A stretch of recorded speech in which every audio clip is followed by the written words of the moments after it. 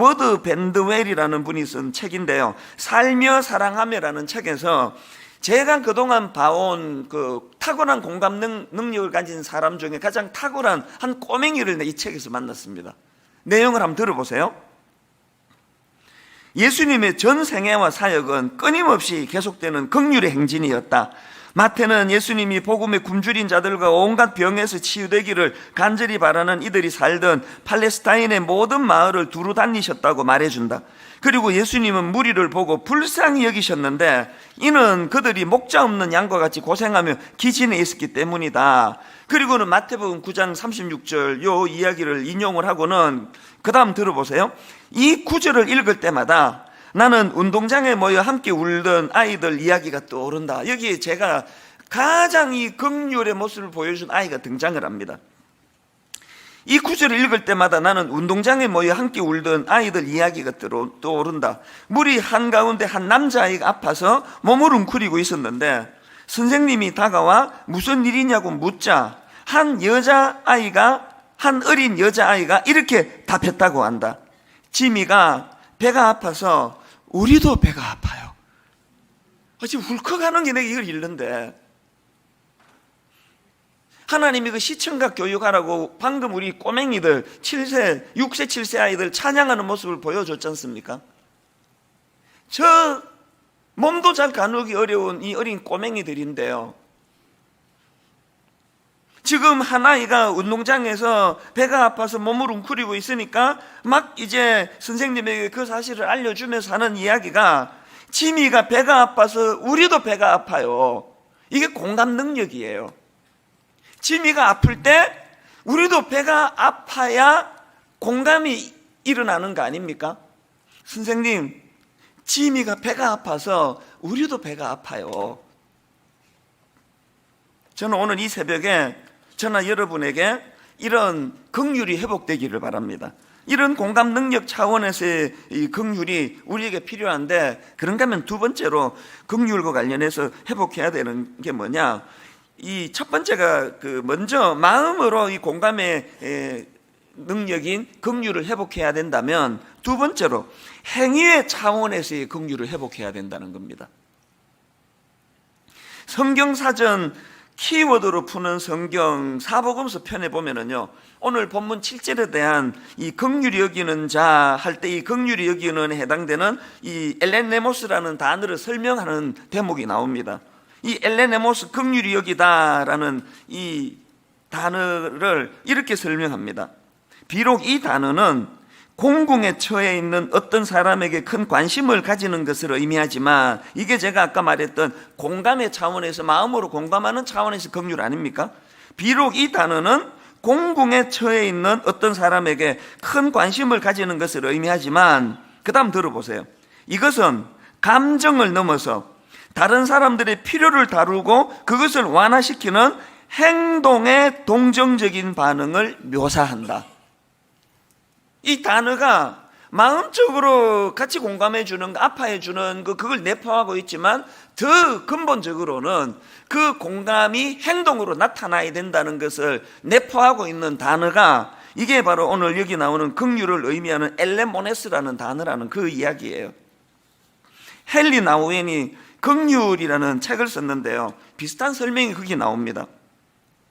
긍휼을 뜻하는 영어 단어 컴패션은 라틴어 파티 또 그리고 쿰, 이 두 단어에서 파생된 단어라는 겁니다.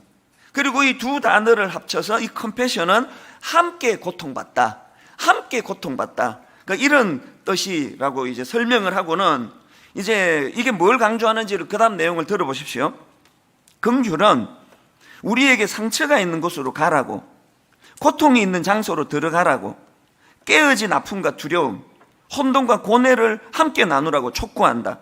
긍휼은 우리에게 비참한 상태에 있는 사람들과 함께 울부짖고 외로운 사람들과 함께 슬퍼하며 눈물 흘리는 자들과 함께 울라고 도전한다. 긍휼은 우리에게 연약한 사람들과 함께 연약해지고 상처 입기 쉬운 자들과 함께 상처 입기 쉬운 자가 되며 힘없는 자들과 함께 힘없는 자들과 함께 힘없는 자가 될 것을 요구한다. 긍휼이란 인간됨이라는 상황 속에 푹 잠기는 것을 의미한다. 이런 의미에서 긍휼을 바라보노라면 긍휼에는 평범한 친절이나 부드러운 마음씨 그 이상의 것이 관련되어 있음을 분명히 알게 된다.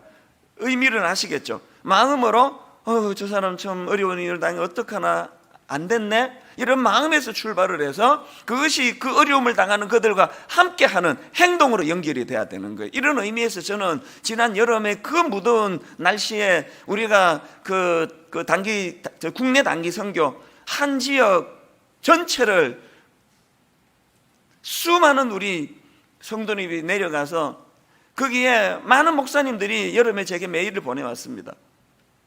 기껏 할머니 몇 분밖에 모이지 않던 그 교회에 분당 우리 교회에 그 너무너무 고마운 성도님이 내려가서 그들과 함께 울어주고 그 사모님의 마음을 어루만져주고 보듬어주고 그래서 치유가 되었노라고. 그렇게 여름에 땀 흘렸던 그 모든 땀 흘린 분들의 수고가 그게 바로 긍휼이라는 게 긍휼.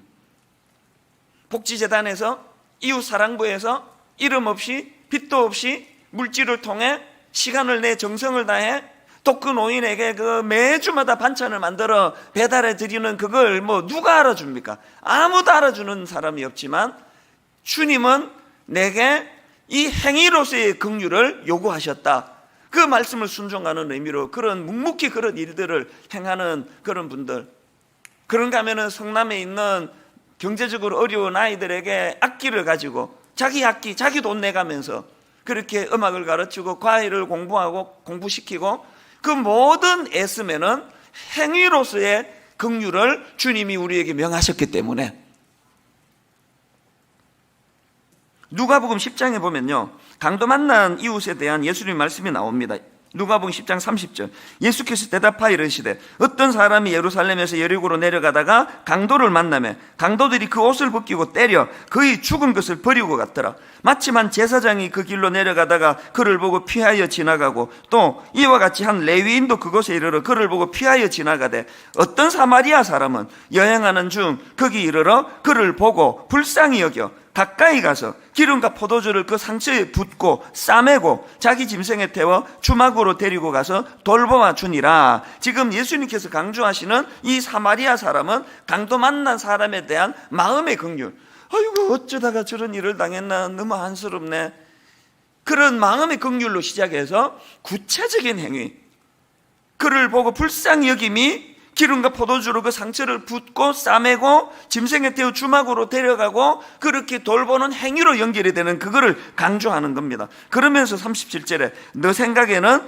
이 세 사람 중에 누가 강도 만난 자의 이웃이 되겠느냐. 거기에 왜 제사장과 레위인을 왜 등장시켰을까요? 거기에 왜 제사장과 레위인을 등장시켰냐 하면은 예배 인도하고 저 같은 사람들을 여기 등장시킨 거예요. 요즘으로 예수님이 말씀하셨다면 거기에 어떤 목사도 등장하고 신부도 등장하고 뭐 그렇게 썼을지 모르죠. 마음으로 느껴지는 긍휼도 중요하지만 그것이 실제적으로 이 사마리아 사람처럼 그것이 행위로 나타나는 긍휼로 연결이 돼야 된다. 이걸 강조하시는 차원 아닙니까? 예수님은요, 저같이 이렇게 입으로만 말하는 교훈하는 분이 아니세요. 이 행위의 긍휼을 강조하신 그분이 보여주신 3년 내내 그분의 모범을 한번 보세요. 그 중에 예만 하나만 들어볼게요. 마태복음 9장 27절입니다. 예수께서 거기에서 떠나가실새 두 맹인이 따라오며 소리질러 이르되 다윗의 자손이여 우리를 불쌍히 여기소서. 지금 우리로 말하면 우리를 좀 공감해 주세요, 그거 아닙니까? 우리의 처지를 좀 공감해 주세요. 두 맹인이 따라오며 소리질러 이르되 다윗의 자손이여 우리를 불쌍히 여기소서 하더니, 그랬더니 28절 예수님의 반응, 예수께서 집에 들어가시매 맹인이 그에게 나아오거늘 예수께서 이르시되 내가 능히 이 일 할 줄을 믿느냐 대답하되 주여 그러하오이다 하니, 이에 예수께서 그들의 눈을 만지시며 이르시되 너희 믿음대로 되라 하시니. 우리를 좀 공감해 달라는 그 사람들에 대하여 행위적으로 반응을 보여주시는 주님이에요. 이게 다가 아니에요. 마태복음 15장 22절, 가나안 여자 하나가 그 지경에서 나와서 소리 질러 이르되 주 다윗의 자손이여 나를 불쌍히 여기소서, 내 딸이 흉악하게 귀신 들렸나이다 하되, 또 17장 15절, 주여 내 아들을 불쌍히 여기소서, 그가 간질로 심히 고생하여 자주 불에도 넘어지며 물에도 넘어지는지라. 이게 전부 다 자기들의 아픔을 공감해달라는 울부짖음 아닙니까? 그 부르짖음에 대하여 예수님은 그때마다 공감해 주셨고, 그때마다 그 공감으로 끝나는 것이 아니라 행위적인 공감으로, 긍휼로 주님이 베풀어 주셨다는 거예요. 이게 예수님의 모습이라면요, 그 다음에 대조적인 마태복음 20장 30절, 맹인 두 사람이 길가에 앉았다가 예수께서 지나가신다음을 듣고 소리 질러 이르되 주여 우리를 불쌍히 여기소서, 다윗의 자손이여 하니. 여기도 지금 우리를 불쌍히 여겨달라, 우리의 연약함을 공감해달라 부르짖는 사람이 등장하는데요, 그랬더니 그 다음 31절입니다. 이렇게 반응합니다. 무리가 꾸짖어 잠잠하라 하되, 자기들의 아픔을 공감해달라고 부르짖는 그들을 향하여 꾸짖어 잠잠하라. 이게 예수님과 그 사람들의 모습이에요. 오늘 우리가 세상과 다른 길을 걸어간다는 것은요, 이 두 갈래 길 중에 세상 사람들의 길이 아니라 예수님이 보여주신 그 길을 걸어가는 그 삶 아니겠습니까?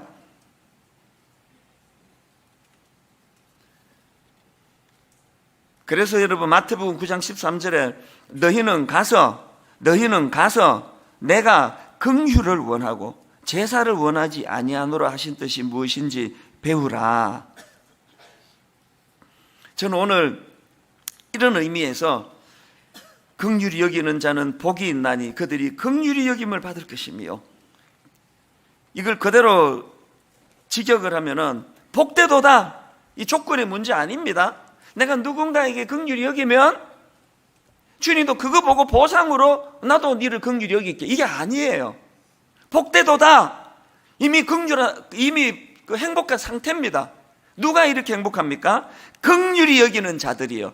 복되도다, 긍휼히 여기는 자들이요. 그들이 긍휼히 여김을 받을 것이기 때문이다.